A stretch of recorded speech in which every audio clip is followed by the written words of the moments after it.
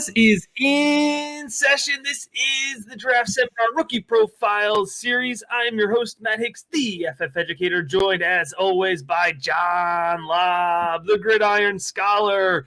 And this is the Malik Willis Rookie Profile. Very excited to talk about Malik Willis, who is on the up and up, trending across the fantasy football and NFL draft community. First, the entire Rookie Profile series, I want to make sure you know, is simulcast on the Rookie Big Board YouTube channel, on the Rookie Big Board podcast channel, and, of course, on the NFL Draft Bible podcast network as well. You can find all of John's work at footballdiehards.com, and you can check out all of my work, including the 2022 Rookie Big Board, my 85 final rookie evaluations, and all the players in this draft class ranked at patreon.com/theFFeducator. John, Malik Willis, I feel like we've been waiting for this one, and it's going to be a good one. It is. What a perfect time to schedule this profile, Matt. All of our viewers, we actually scheduled this about 3 weeks ago, and sure enough, Malik Willis goes to Mobile, Alabama, and he just hits a grand slam. Even I was impressed, and I had seen a lot of Malik Willis over the past 2 years, Matt. If you're a college fantasy football fan, Malik Willis has been the man for 2 years in a row. He was the consensus top player off the board in college fantasy football. But let's look back a little bit about this prospect. In high school, he was a four-star prospect who enrolled at Auburn in 2017. That's a pretty long time ago. But he lost that starting job to Bo Nix at Auburn, and we still don't have – no one knows what really happened, but we'll just leave it there at that. What he decided to do was transfer to Liberty, and Matt, he had to actually sit out the entire 2019 campaign. This would be before all the new rules, everything like that. When he stepped onto the field at Liberty in 2020, Matt, he just immediately impressed from day one. He was the top waiver wire pickup in college fantasy football, and he became the top scorer by the end of the year. He ended up winning the Dudley Award and was named Phil Steele's second team All-Independent. Now remember, Zach Wilson was the starting All-Independent league that year, so that's why he only is on second team, and Wilson ended up being the second pick in the NFL draft.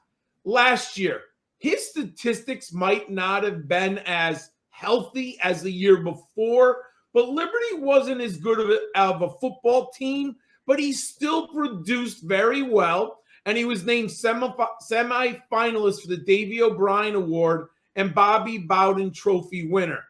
He was second team All-Independent offense once again, lending tree MVP, 5 total touchdowns, Matt. And in 2 seasons, basically, there's some numbers at Auburn, but they're very small. He rushed for over 1,800 yards, passed for over 5,000, and totaled 74 touchdowns. Incredible, incredible production for Liberty. Matt, what did your film study say? Yeah, John, let's go ahead and break it down here. I gave him a tape score of 81-1. That is a solid rating here for a quarterback. Listen, you need to understand what Malik Willis is. He is a pure athlete, and he has good arm talent. Now, let's start with the athleticism, John. I want to clarify. I draw distinctions between mobility and athleticism. Malik Willis scores a 95 in athleticism. That is extremely high at the quarterback position. He has good field vision. He shakes defenders in the open field. He has the ability to execute design runs, John, and improvise on the run. He's an explosive runner. He gets off the line of scrimmage quickly, and he accelerates well downfield. I want to remind the listeners, I'm talking about a quarterback here. And he can beat defenders to the edge. He's elusive. And believe it or not, John, he's got good contact balance. I mean, he can take a hit. Josh Allen-esque in the way that he could take a hit and keep moving. Now, I gave him an 85 in arm talent as well. And I want to clarify here, this is not arm strength. Arm strength is a big part of this. And he can push the ball 40, 45 yards downfield. He has great velocity in the short field. He has a tight spiral here, but he doesn't have that touch on the ball yet. And that is a big part of arm talent. He doesn't have a full understanding of how to use his arm and how to adjust to different arm angles and of that nature. Now, Malik Willis, those are very high praise, right? I actually have 2 negatives in his film review. I usually do 3 positives and 1 negative, but we're going to do 2 negatives here. The mechanics, John. He leaves his body open too often while throwing in pocket. He does not consistently set his feet before throwing. He does have a sharp release. The motion is elongated slightly. It can be improved. I will note quickly, John, at the Senior Bowl, his mechanics looked a lot better. It's difficult to work on your mechanics behind a horrible offensive line. I think it's a big reason he relied on his tools. But his mechanics improving, even in a practice situation in Mobile, tells me he's coachable, and that is crucial for NFL front offices.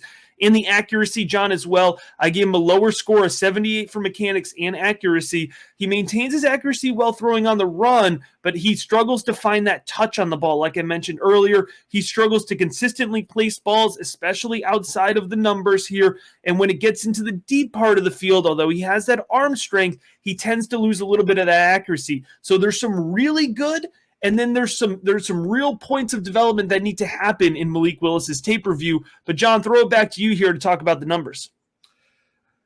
It's very fascinating what's going on in the draft scouting complex. I think people are trying to correct for their previous assessments on Lamar Jackson and Jalen Hurts.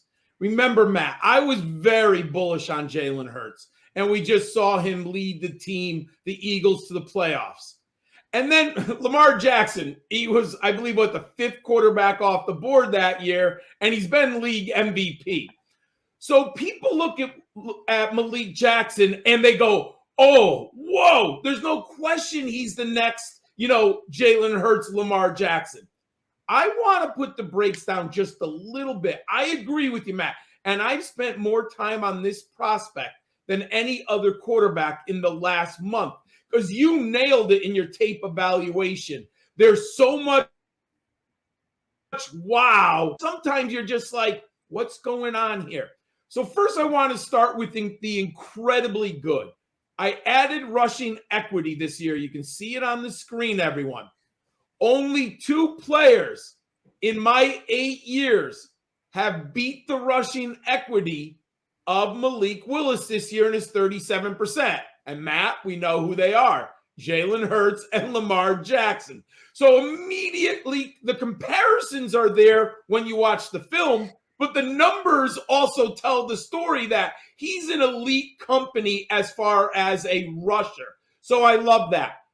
But Matt, right away, I said this with Trey Lance. He's only got 23 games, and they were at the group of 5. I don't think he can step onto the field from day one and lead a team. If you're drafting the top 5 and you think Malik Willis can step right on that field, I'm not so sure. I think he needs a Trey Lance. Maybe he gets 1 or 2 starts, redshirt season. I think that's going to be imperative, because look at the passing efficiency. He's below my 155, not by much, 2.1. The touchdown interception ratio is not good.